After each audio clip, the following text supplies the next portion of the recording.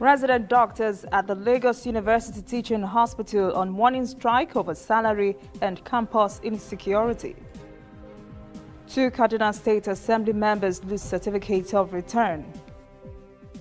In international news, 2 EU countries kick off voting today in the European Parliament elections. And in sport, FIFA shelves plan to expand 2022 World Cup to 48 teams.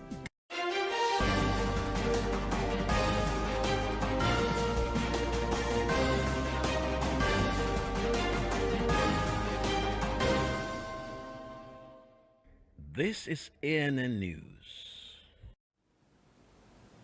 I am Olajumoke Olatunji.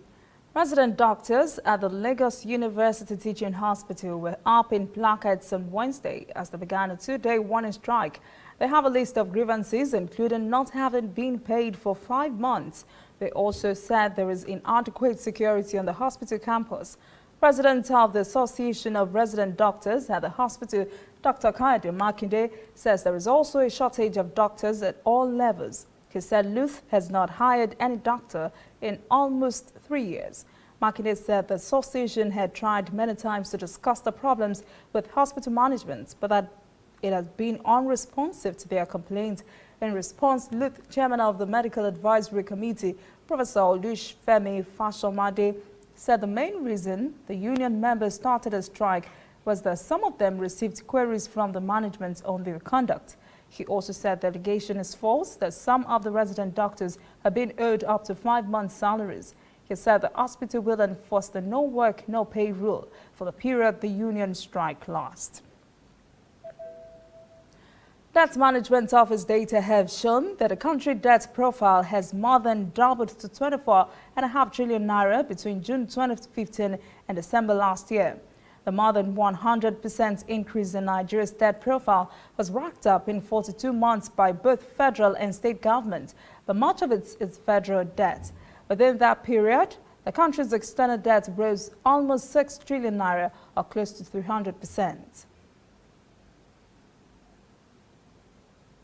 2 members of the Kaduna House of Assembly have lost the certificates of return earlier issued to them by the Independent National Electoral Commission following a court order. The 2, Haruna Aliyu and Ibrahim Ismail of the All Progressives Congress, have been in the State House since 2015. ANEC says it was upholding a court order to withdraw 25 certificates of return from some APC members and hand to other APC members. 2 PDP members forfeited their certificates to other PDP members.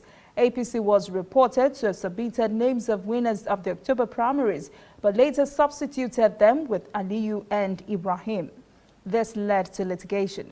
Federal High Court in Kaduna then ruled in April that Nasiru Usman scored the highest number of primary votes. The court also held that the substitution of names for the Kaduna House of Assembly election in Kaduna North 2 constituency was in violation of Section 33 of the 2010 Electoral Act. The Nigeria Governors Forum now has a new chairman. Ekiti Governor Dr. Kayode Fayemi was elected as a consensus candidate during the meeting of the forum in Abuja on Wednesday. He succeeds Zamfara State Governor Abdulaziz Yari Abubakar, who has been chairman since 2015. Sokoto State Governor Aminu Tambuwa has also been elected as vice chairman of the group.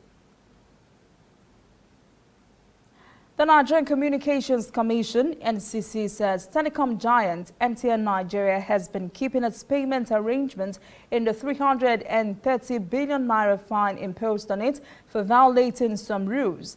MTN was originally fined more than 1 trillion naira for SIM card registration infraction, but the figure was negotiated down with a staggered payment arrangement.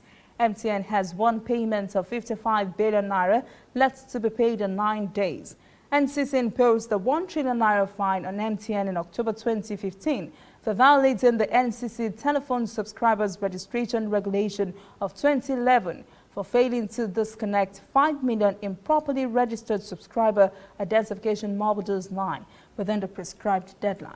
The lines were said to have had economic activities on them without proper registration.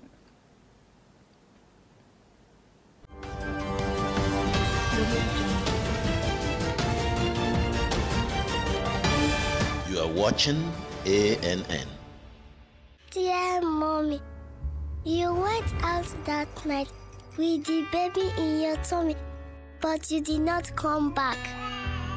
The baby is very fine and she eats and sleeps a lot. Everyone says that you are in a better place, but I miss you so much. I keep asking them, where is the better place? But nobody answers me. Auntie Carrie just hugs me and says, go and play. Mommy, I miss you. Please, when are you coming home? I still do miss you, Mom. And in honor of your memory, I'm a doctor today working with the MTN Foundation to save mothers and children every day. Ending mother and child mortality in Nigeria is dear to us. We will keep strengthening this most important bond just for you. Whether in your house, at your office, on your phone or online, we are there. We have the facts behind the headlines. We cut to the chase with the news you really need. We cover every angle. We are the bigger, better news network. We are African News Network. ANN. Watch ANN News on MITV from a truly African spirit. Welcome back. This is ANN News. Now to African stories. The World Health Organization has declared Algeria and Argentina malaria-free. WHO says Algeria is the second country in Africa to be officially recognized as malaria-free after Mauritius, which was certified in 1973. This means no single case of anyone catching the disease in the country in the last 3 years. WHO's declaration is good news in the face of most recent annual figures that show global malaria cases are no longer falling. This had raised concern that malaria may be making a resurgence. WHO Director General Dr. Tedros Adhanom says Algeria and Argentina have eliminated malaria as a result of the unwavering commitment and perseverance of the people and leaders of both countries. He said their success serves as a model for other countries working to end the disease once and for all. The thriving $100 million a year used auto parts industry in Kenya could be decimated by a new ban on importation of those parts. Some used auto parts dealers say the ban may lead to layoffs and even some companies folding as a result.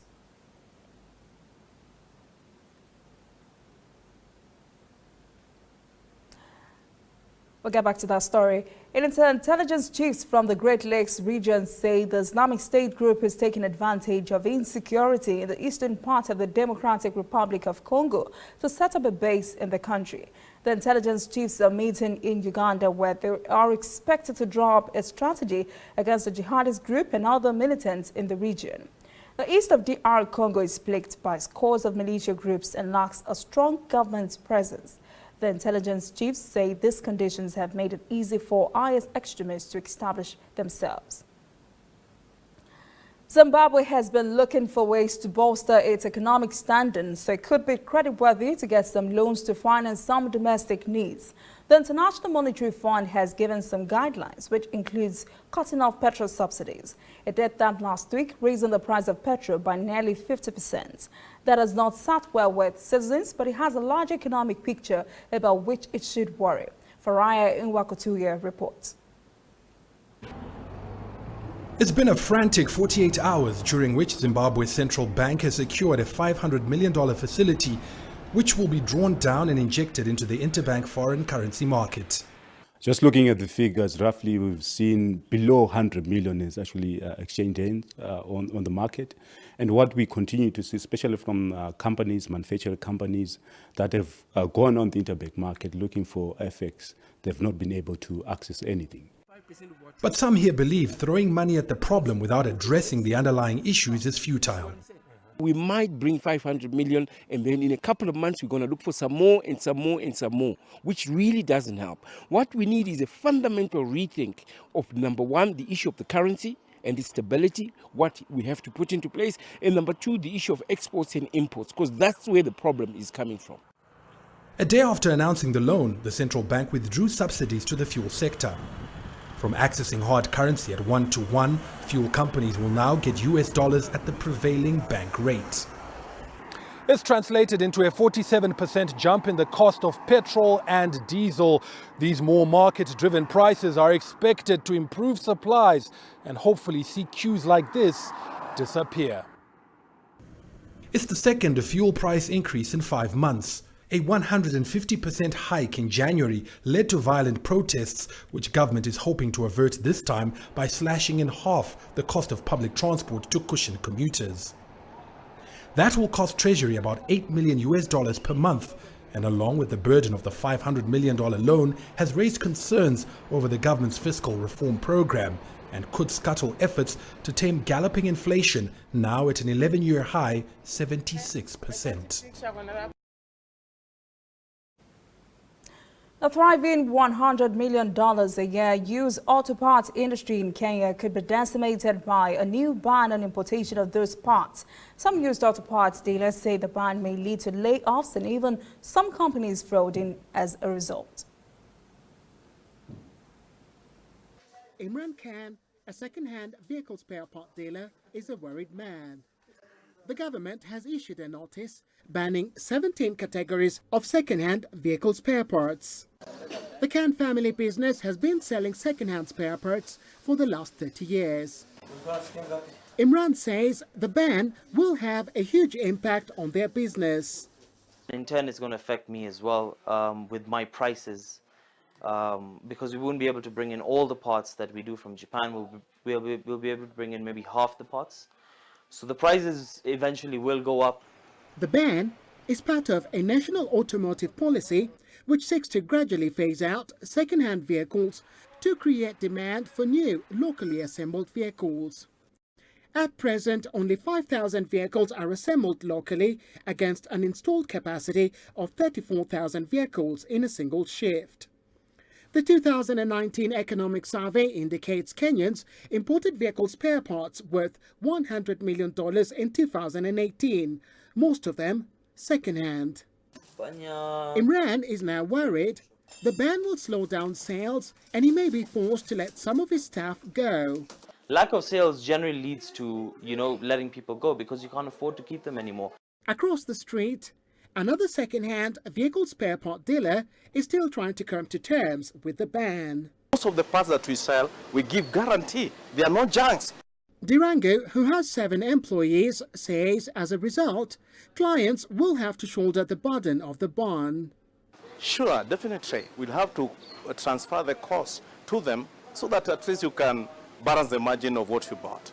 The sector employs tens of thousands of Kenyans. Their future now hangs in the balance. Industry insiders say the new policy is likely to affect businesses and the public where it hurts most, in the pocket. When we return, international news. 2 EU countries kick off European parliaments today, others follow on Sunday. And later, sport. FIFA shelves plan to expand 2022 World Cup to 48 teams.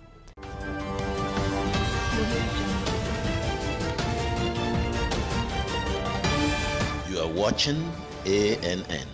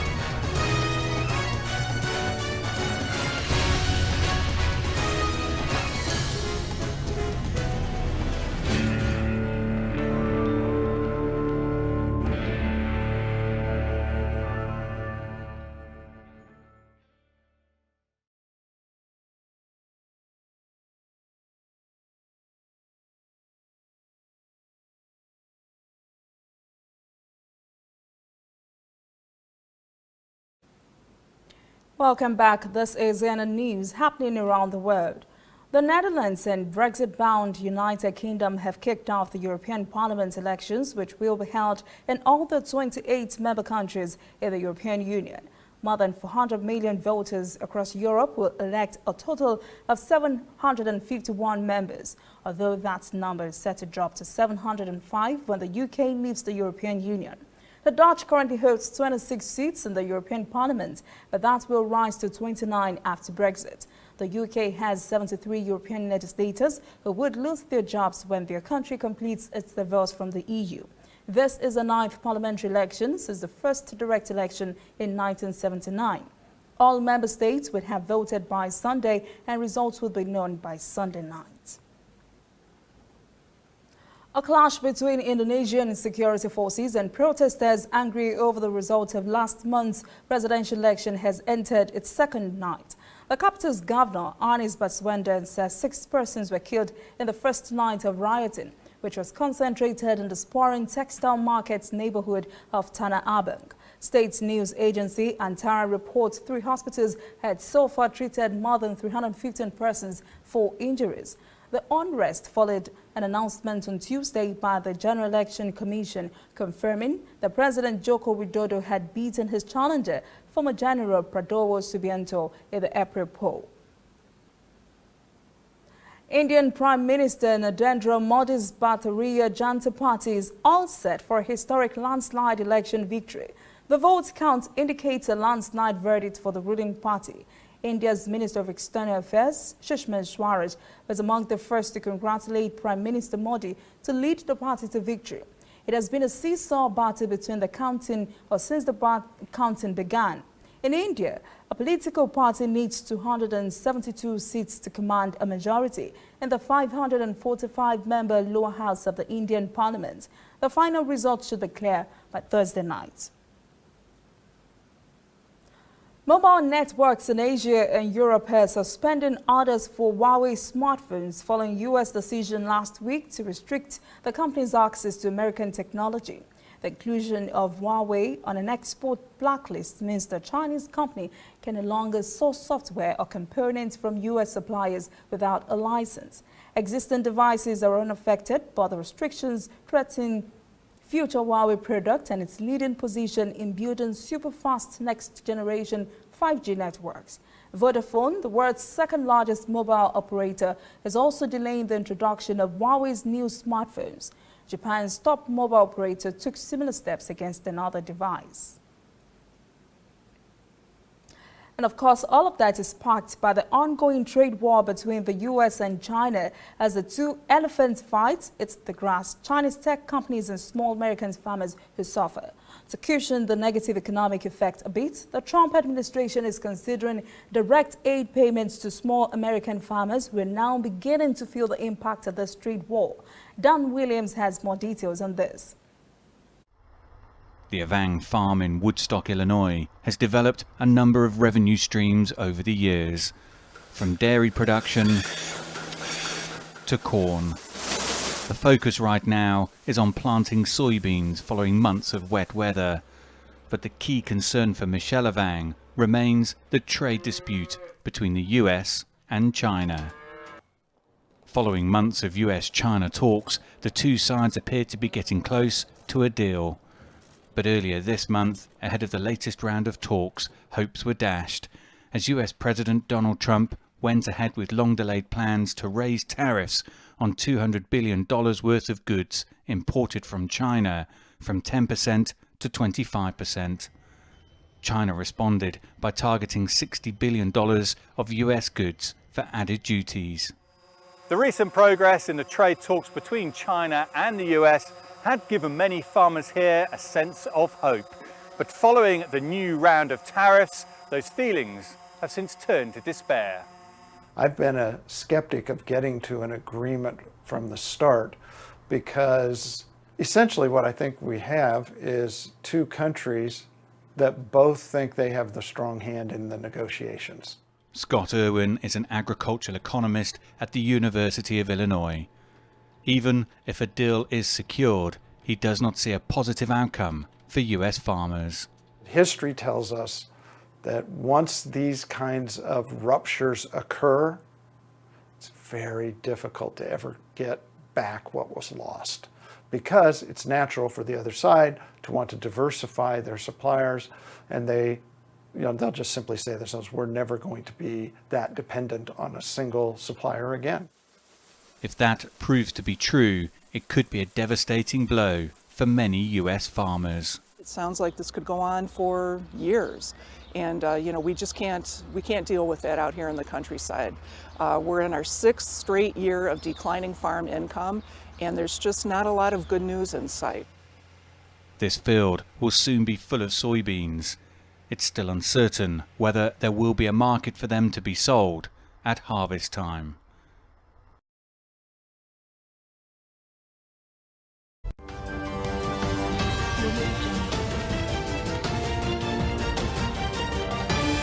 You are watching ANN. Somewhere in the world, every second of the day, news is happening. And of course, Nigeria is bustling with news day and night. That is why ANN doesn't sleep. Our eyes are peeled, wide open, so no story escapes our radar. We stay abreast of world events and happenings at home. We keep you up to the minute in the world of sports. We give you information to stay on top of your investments and all the hard facts you'll need to navigate your day. If you miss us on air, you can keep up to date on our website, annafrica.net, and on our social media platforms, Twitter, Instagram, and Facebook at ANN Africa TV. We are ANN, African News Network. We do news right in a truly African spirit.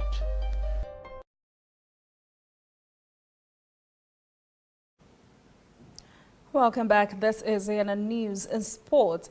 Ghana's record goal scorer, Asamoah Gyan, has reversed his decision to retire from international football after speaking to the country's president. The 33-year-old who has scored 51 goals in the 106 international quit permanently after being replaced as captain. President Nana Akufo-Addo spoke to Gyan on Tuesday, prompting the striker to change his mind.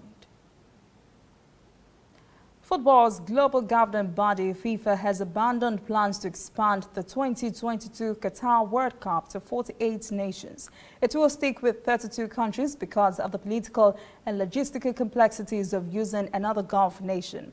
FIFA President Gianni Infantino's hopes of expanding the Middle East first World Cup in the region were stymied by the regional diplomatic crisis and the body's demands the host nations adhere to its human and labor rights requirements.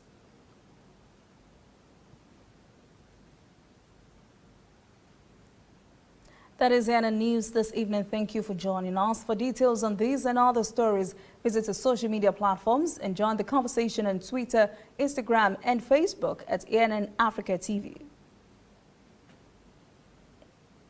I am Olajumoke Olatunji. Have a pleasant evening.